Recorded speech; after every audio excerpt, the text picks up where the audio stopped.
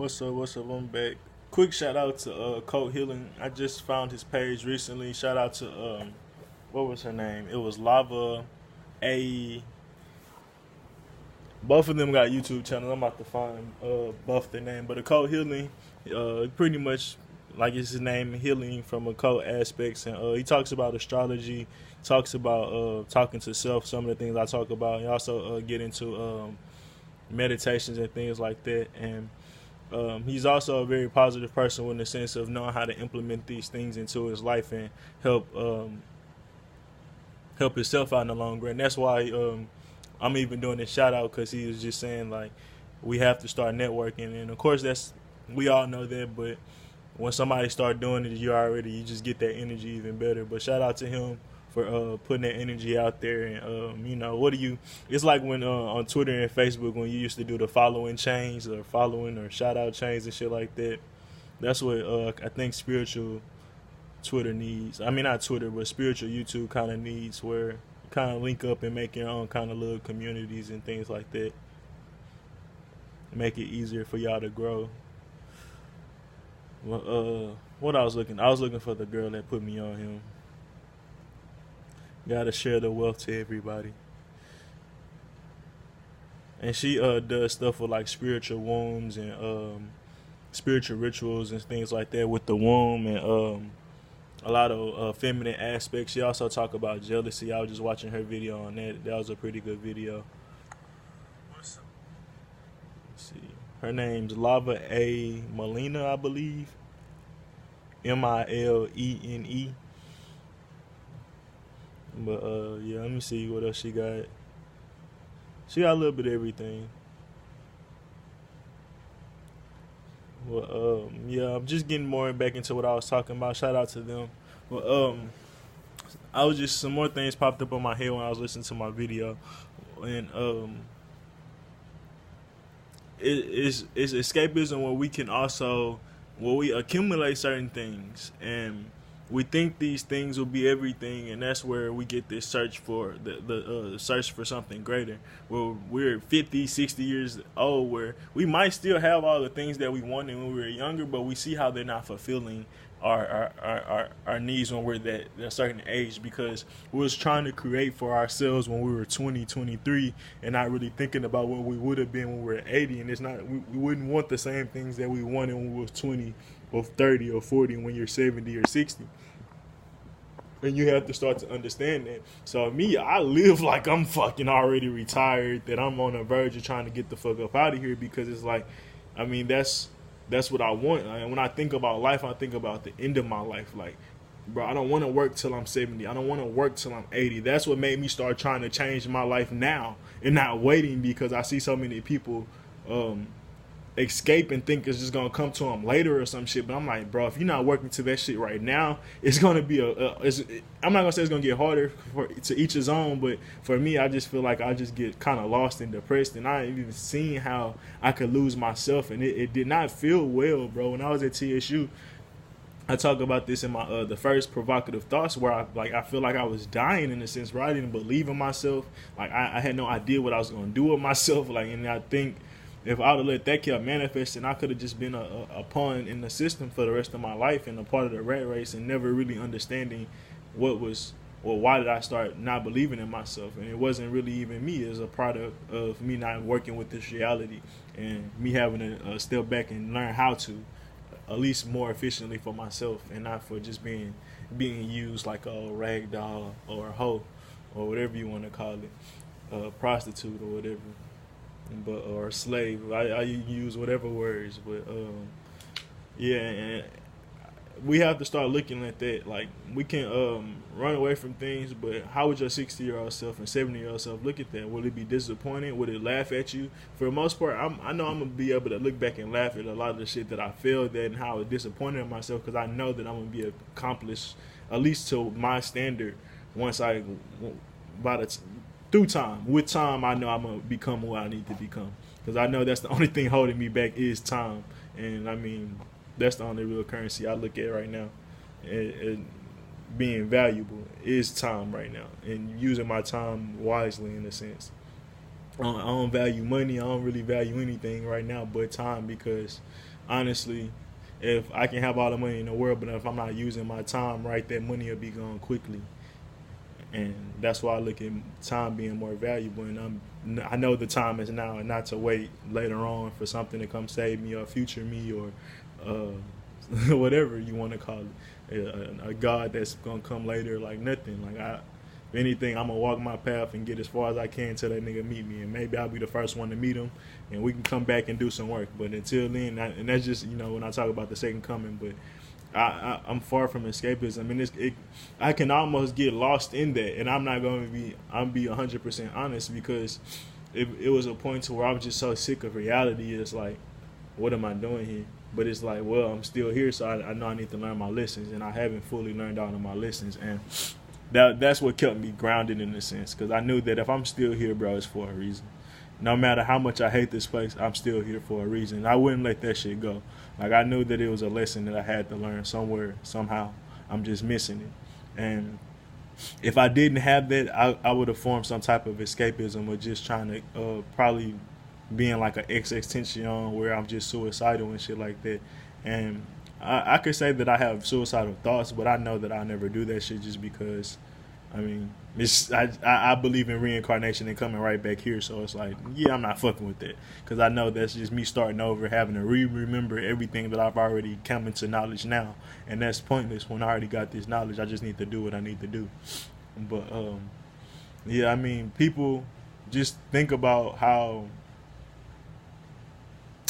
I don't know, man, being an independent woman and being proud or egotistical, how would that leave you when you're 80, 70?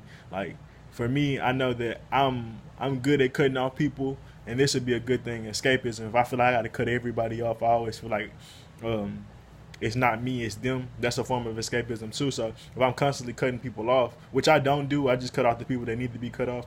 But I'll be lonely when I'm old or accomplished or whatever. Like, I be in that mansion by myself because I didn't build with anybody, and that's what a lot of people miss when they're achieving that something greater. They forget the people that helped them get there, or the foundations they built on, and they burnt a lot of bridges and shit. So when they get famous, it's like, bro, you don't even got nobody to really celebrate with. And that's the biggest thing. Now they still trying to accomplish, fill a void, where it's like, it's really some shit that you done in the past. It's not anything more that you're gonna do in the future. And shit, we might can all look at something like that. It's like, what has been affecting us in the past, and I talked about that in the last one, like us feeling poor and all that shit. Are we really poor? Are we really not knowledgeable? Because black people be knowing, bro. We be having hella intuition, and it's like, we just don't listen to that intuition. So is it really us not knowing? And you can say that with most races. Is it us not knowing or us ignoring it? And I can say that it's probably us ignoring it. And that just go to show, like, we think it's something that we got to change, but it's something that we have to be real about. We start being real about everything that we truly think, a lot of things will change faster than trying to just build to something that we might think or some shit. But I don't know if I said that right. But just, understanding that, bro, when you was 10, you wanted to be a fighter fighter. Now you 20, you think that shit's funny.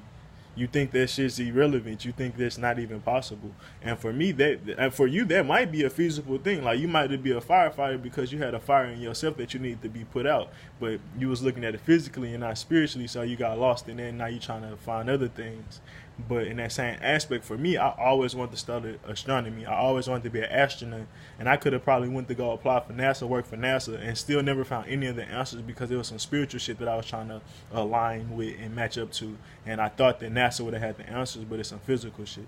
Well, because, I mean, they got the physical answers to space, but that's not really what the true space that I was trying to discover. And I mean, which I'm really trying to discover my own space, which we all are. But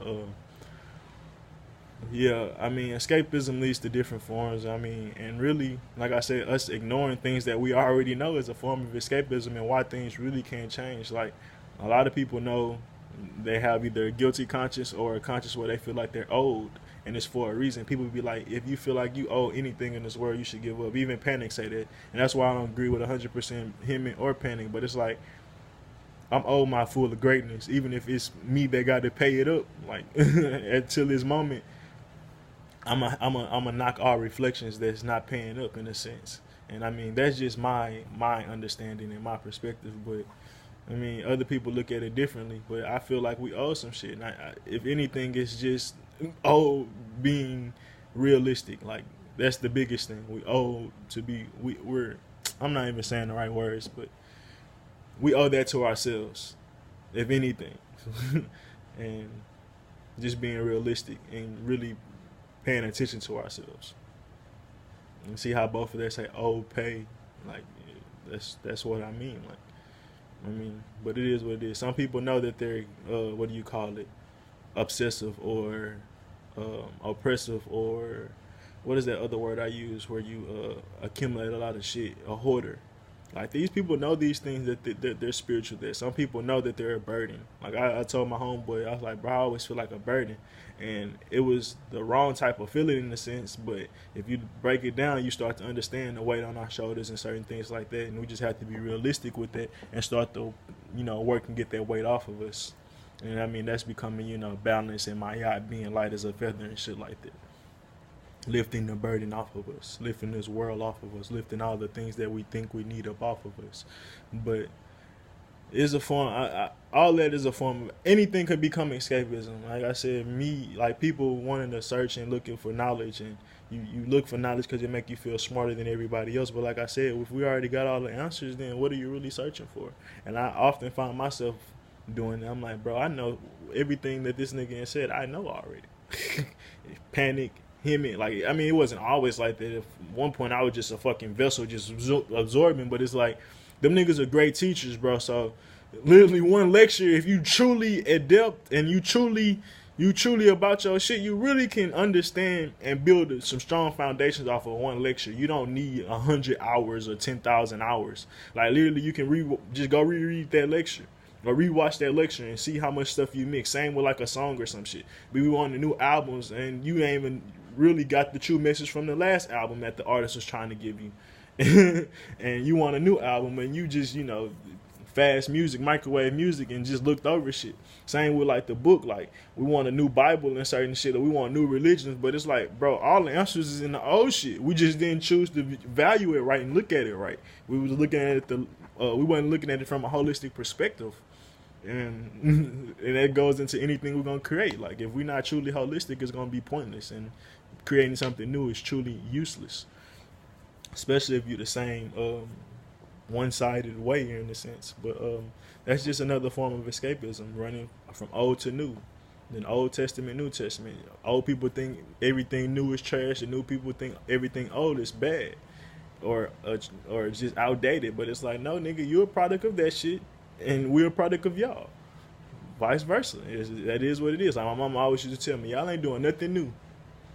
From hairstyles to dances and all that shit. So if my mom was then to say what y'all doing is trash, it was like, well, now you have to acknowledge that what y'all taught us was trash. But people don't fail to realize that. I mean, I'm not saying my mama say that. My mama understand, swag and culture and shit like that. And she's good at mixing with both. But for other people, they're not so good and they stuck in their old ways and shit like that. But that's just another form of escapism. You feel like sticking to, for me, I do that with music. Like I feel like the new music might not ever be as good as the old shit that you created, but that's me being stuck on my little illusions and my shit. But and I just feel that way because I know people change over time, and when I resonated with you then, don't mean I'm gonna resonate with you in the future. But that's my understanding and shit like that. But I can get lost in that and always holding on to the old shit that people create and never looking at their new shit. So when they change up, I'm like, you different now. But that's me not understanding them, that everybody is in their own process and shit like that. So even in that same escapism and holding on to old shit, or always trying to value new shit, you never can cherish the shit that you have because you always want something new. And once you get it, like for most people, my boy D-Frank, he'll get a car. He's like, damn, I want another car. And he was like, bro, I think I got to chill. Because every time I get something else, I be like, I want something else. And it's like, it's a sickness in a sense, and we don't know that. From phones to houses to apartments to girlfriends to jobs to all type of shit, bro. And even our bank account, we always want more. But why can't you just create structure out of what you have now and be completely abundant out what you have now? There's a lot of things that we can cut back because we have more liability than assets, and that's not for everybody. It's a lot of people that's, I understand, are poor and really don't have any assets or liabilities. We just living in Well, I'm sure we all have liabilities if you have a house over your, either property or a roof over your head. That's just how this world built. But I mean, set up. But it is what it is. Deuces.